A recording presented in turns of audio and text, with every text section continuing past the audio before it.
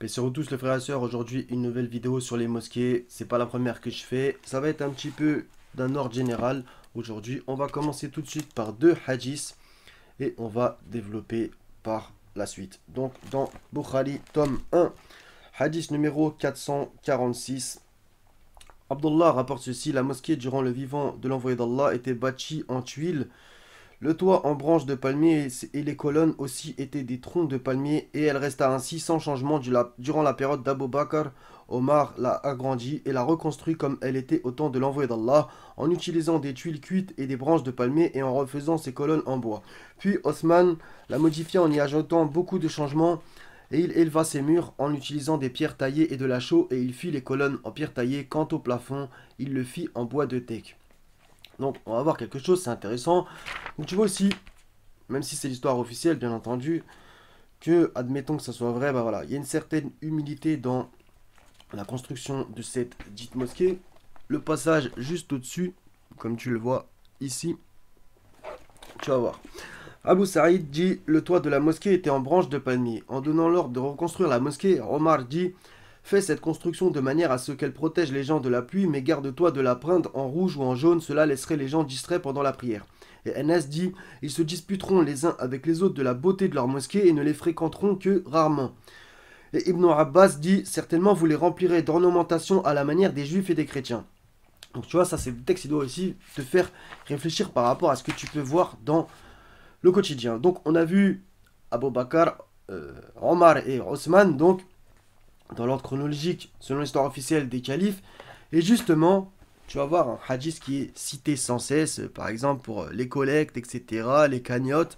Voilà, Fils Abilillah fait un don pour la mosquée, etc., comme d'habitude. Et ça va être justement un hadith de Osman ibn Affan, donc selon l'histoire officielle, encore une fois, hein, qui aurait dit: lorsque les gens le critiquèrent à cause des modifications qu'il avait faites en reconstruisant la mosquée dans l'envoyé d'Allah, je cite: vous exagérez, car j'ai entendu le prophète dire, plutôt aurait dit, celui qui construit une mosquée, Bokaïr dit, je crois qu'il a dit, en vue d'Allah, Allah lui construira une similaire au paradis. Donc tu vois, ce hadith qui est toujours cité, il n'est pas cité sous cette forme, comme tu le vois là-haut, d'accord? D'accord? Et c'est un hadith de Osman ibn Affan. Et dans un certain sens, si on prend l'histoire officielle encore une fois, c'est une réponse aux critiques des gens. Tu vois un petit peu la différence de quand eux ils te l'affirment, voilà, c'est ce que le prophète il a dit, il aurait dit, etc., comme d'habitude. Donc, ce hadith en lui-même, on va dire que il est ce qu'il est.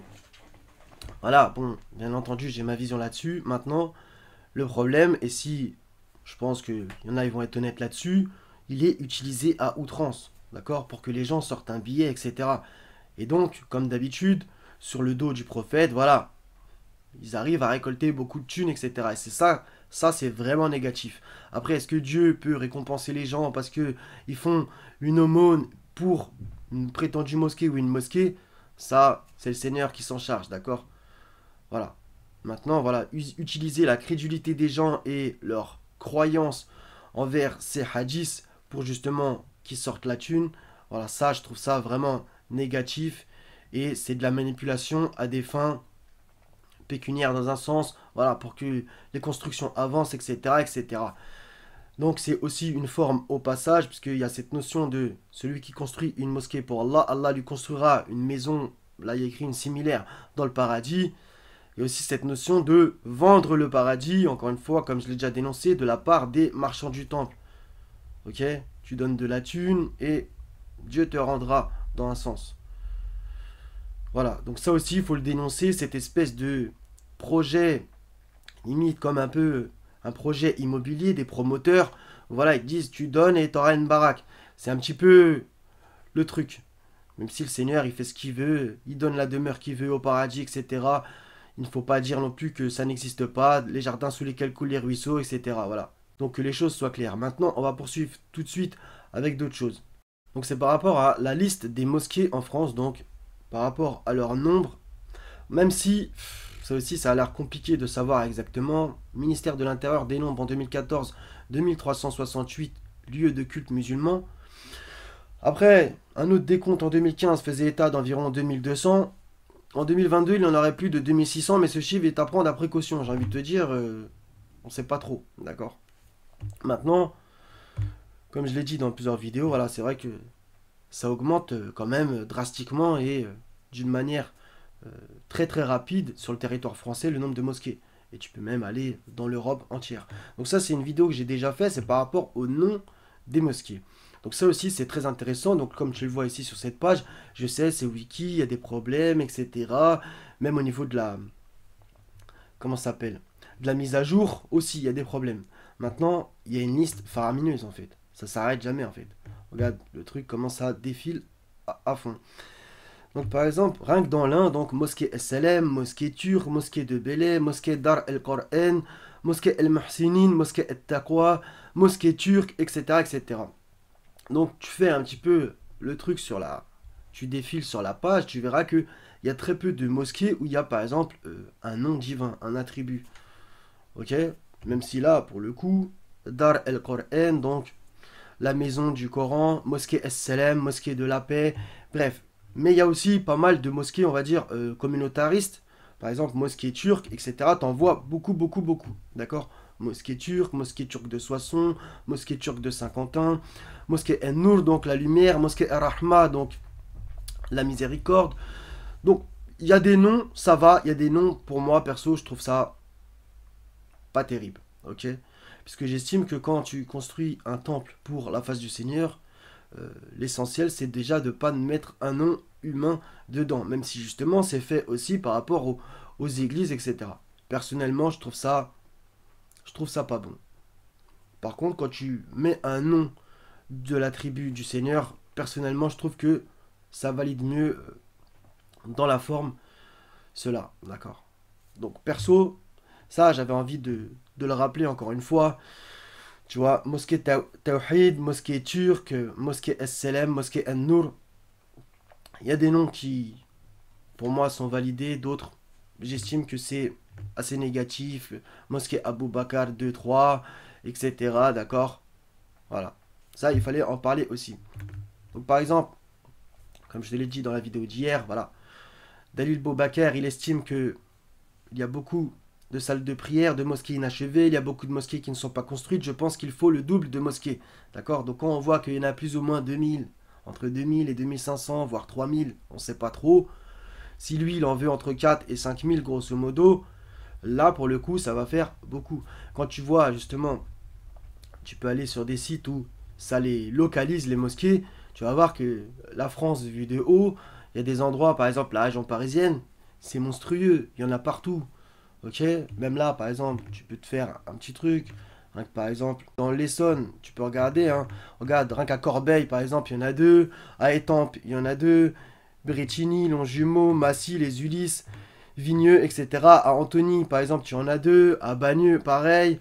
À Gennevilliers, tu en as une, deux, trois, quatre, par exemple. D'accord? Même s'il y en a, sont vraiment très petites. Il y en a, elles sont beaucoup plus grandes. Bref, encore une fois, il y a matière à débattre là-dessus. Mais ce truc de dire il n'y a pas assez, nanana, nanana, dans certains endroits, c'est vrai qu'il peut y avoir, on va dire, un désert, qu'il y en a beaucoup moins ou pas beaucoup, mais dans d'autres, elles sont limite presque entassées. Oui, c'est vrai, il faut que les gens prennent, je sais pas, par exemple, le métro ou le tramway, le bus, voilà, c'est vrai, ou la voiture, d'accord. Maintenant, il faut pas non plus s'attendre que ça soit comme à Istanbul, ou que tu en aies une dans, ou plusieurs dans chaque rue. D'accord? Tu es quand même en France. Il faut aussi quand même mesurer ses propos. Voilà. Donc par exemple, aussi par rapport aux mosquées, il y a aussi cette charte des principes pour l'islam de France. Déjà avec le blaze. Voilà, avec les responsables associatifs et les fédérations, gestionnaires de lieux de culte musulmans qui s'engagent par cette charte à la fois en tant que citoyens, etc., à respecter les règles édictées par cette charte des principes des mosquées, d'accord? Que certains ont accepté, d'autres ont refusé de la signer, etc. Donc là aussi, il y aurait beaucoup à dire, mais tu peux voir que, grosso modo, si si tu dépasses certaines frontières, certaines limites, ta mosquée, on peut lui tourner la clé et la fermer, etc. D'accord? Donc, encore une fois, il y a aussi cette espèce de chape de plomb qui est sur ces dites mosquées. j'invite tout le monde à relire Sourate 9, versets 107 à 110. Il y a des choses à comprendre, des choses intéressantes, même si dans un sens, il ne faut pas le décontextualiser. Ces passages, c'est vrai, mais l'esprit coranique est intéressant pour comprendre certaines choses par rapport à justement ces mosquées ou prétendues mosquées sur le territoire de France, cet islam de France, alors que déjà, qu'est-ce que veut dire vraiment le mot islam? Est-ce que le mot islam veut dire sunnisme? D'accord? Abraham était musulman, Lot, tous les prophètes, bref, étaient muslimines au sens coranique du terme, et pas avec une définition sunnite de ce terme. Il faut bien aussi préciser la chose. Et le situer uniquement dans un lieu, par exemple islam de France, pour moi, ça c'est négatif. Et ça en dit long au niveau de sa faiblesse et aussi au niveau de sa domination par une autre idéologie, c'est-à-dire l'idéologie républicaine par exemple. D'accord? Voilà. Il y a une forme de soumission quand tu lis justement tous ces articles. Ok? Bien que, entre guillemets, il n'y a pas tout qui est faux, mais on voit bien que cette adhésion est aussi une forme de se faire petit pour pouvoir garder son petit lieu de culte, un petit peu comme le judaïsme à l'époque où ils étaient gouvernés par Rome à Jérusalem. Voilà, il fallait absolument garder le temple, quitte à vendre Jésus par exemple. D'accord? Voilà, il vaut mieux qu'un homme meure plutôt qu'une nation. Donc voilà, donc prêts à tout pour garder leur temple, certains peut-être pas, etc. Au passage, il y en a un petit peu marre que dans les dites religions, on essaye d'enfermer Dieu entre quatre murs. Voilà, le Seigneur, il est dans et en dehors. Et est-ce que d'ailleurs, au passage, il agrée cette ou ces constructions? À chacun de se poser la question. Les mosquées sont consacrées à Allah. N'invoquez donc personne en dehors d'Allah. C'est dans la sourate 72. Voilà, à retenir aussi tout ça. Donc les lieux de prosternation, les masajids, la terre entière est un lieu de prosternation. Tu peux te prosterner partout, faire la prière, la connexion, le lien avec le Seigneur en dehors des vrais lieux de culte ou des prétendus lieux de culte qui, au passage, prennent en otage la parole divine et prétendent, eux, uniquement, t'amener à Dieu. Voilà. Même Jésus, par exemple, a dit dans l'évangile que voilà, quand tu veux prier le Seigneur, rentre dans ta chambre et ferme ta porte. Ok? Donc ça, c'est important aussi à capter. Tu peux invoquer le Seigneur de partout et pas uniquement à la mosquée. Et il y a aussi cette histoire que si tu ne vas pas au Jumu'ah, selon encore une fois leur compréhension que Jumu'ah serait vendredi au passage, qui voudrait plutôt dire rassemblement, si tu rates plusieurs Jumu'ah, donc à la mosquée, la prétendue mosquée, même en France, voilà, regarde ton statut. J'ai envie de te dire, au cas où tu ne saurais pas, fais ta recherche. Si tu rates plusieurs Jumu'ah d'affilée à la mosquée. Donc il y a aussi cette forme de conditionnement pour que les musulmans, il faut absolument qu'il y ait une mosquée, il faut absolument qu'on y aille le vendredi, sinon nanana. Il y a aussi ce genre de hadith où celui qui va à la mosquée le vendredi, qui prie, voilà, tous ses péchés sont effacés depuis le vendredi d'avant. Après, il y en a, ils vont dire oui, mais c'est les petits péchés, nanana. N'oublie pas que la plupart des gens ne font pas des recherches très profondes. Ils ont la sensation que, voilà, ils ont fait des dingueries toute la semaine, ils vont à la mosquée le vendredi, voilà, au moins il y a une sensation d'être lavé, purifié, même aussi dans une vision chrétienne, des fois les gens peuvent penser ça, voilà, tu peux faire n'importe quoi et aller à l'église et bim, dans un certain sens, tu es propre devant la face de Dieu, même si justement, dans Ésaïe chapitre 1, tu vois aussi cette notion que le Seigneur, il n'aime pas que tu salisses ses parvis, d'accord? Et tu ne peux pas rentrer avec les mains pleines de sang quand tu vas t'adresser devant lui. Même si, bien entendu, se repentir devant sa face, c'est ce qu'il faut faire. Mais au bout d'un moment, voilà, faut au mieux qu'on peut, nous tous, même si personne n'est parfait, et on est tous pécheurs, tu peux pas arriver devant Dieu avec des montagnes et te penser laver en venant une fois, puis recommencer tes dingueries, puis te penser te laver, puis recommencer tes dingueries. D'accord? Ça, c'est d'une évidence.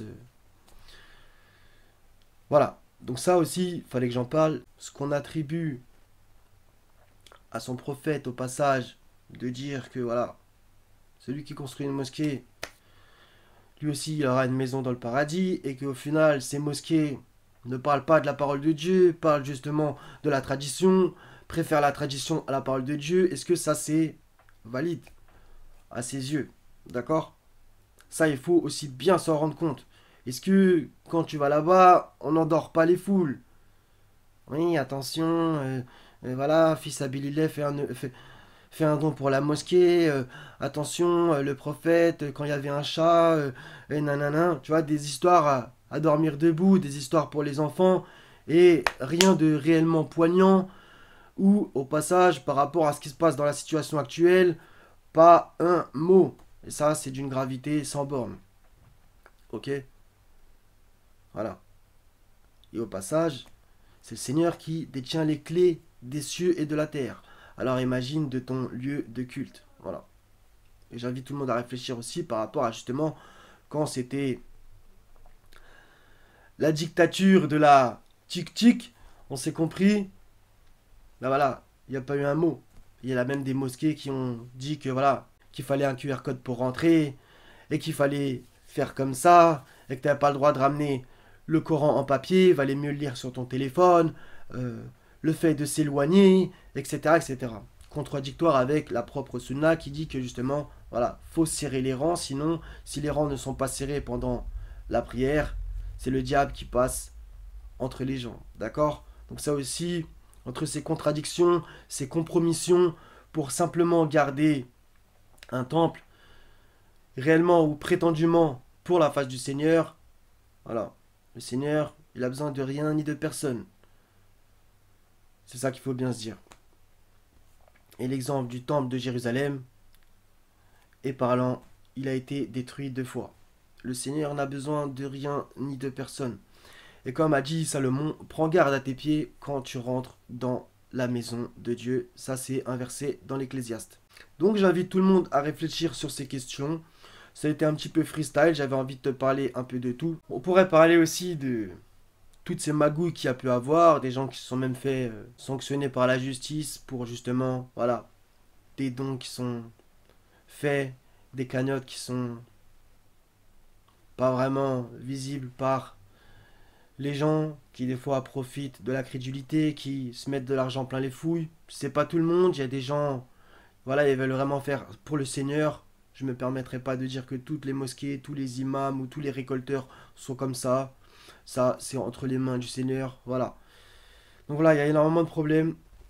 Sans compter aussi, ça, il faut le dire, même si ça plaît pas, c'est mal pensant de dire ça, mais il y a aussi ce problème que les autochtones, c'est-à-dire les gens qui ne sont pas musulmans, sunnites, voilà, des fois ça les saoule un petit peu. Toutes ces propagandes à vouloir absolument construire des mosquées, ils veulent pas forcément en avoir proche de chez eux ou dans leur bled, etc.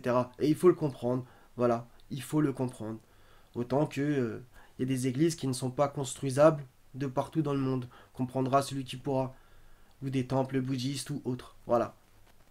Il faut comprendre que la France était une terre chrétienne. Autant que, exemple, le Maghreb est un territoire, on va dire, sunnite.